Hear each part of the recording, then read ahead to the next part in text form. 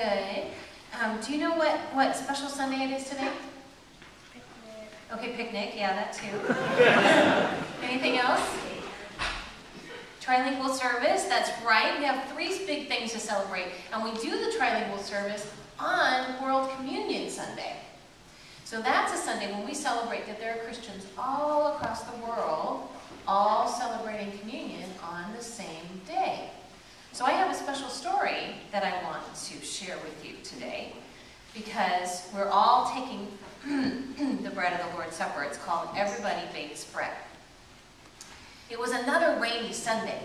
Why did it always have to rain on the weekend? At least it could snow. We were supposed to play kickball, but nobody would come out in this rain. She said, rain.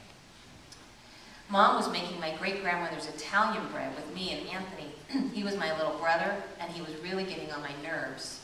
Then Mom told us to stop fighting with each other. She turned around and raised one eyebrow. Carrie, why don't you go and ask Mrs. Ambrose and Crystal if they have a 3-handled rolling pin we can use? Okay, I said, because I liked to run errands. Is the rolling pin for baking, Mom? I asked, pulling on my boots and my raincoat. Just tell them what we're doing and that I need one, she said, with kind of a funny little smile. There were only a few interesting mud puddles on the way to Mrs. Ambrose's house, so I got there pretty quickly. When I got there, I went to my friend Crystal's house, and I told her why I was there. When I got there, on the cooling rack were 2 big loaves of coconut bread. Mrs. Ambrose cut me a piece, and a puff of steam came out. The bread was heavy in my hand. It was packed with raisins and coconut. What shall I tell my mom about the rolling pin, she said. Oh, tell her we loaned it to our niece, but you can come back anytime you want. See, she had some really good bread. Then she goes to her Indian friend's house. Her mom is making flatbread.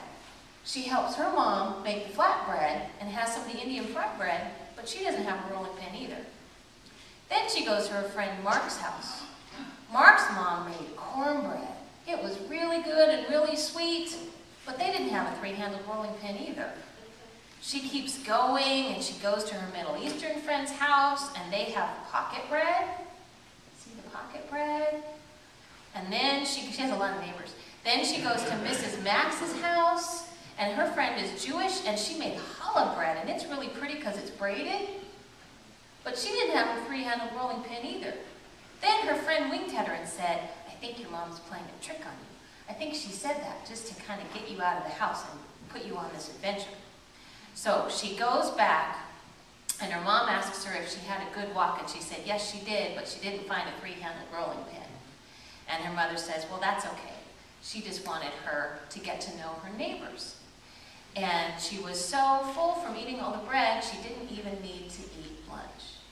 But their Italian bread was fresh and ready out of the oven.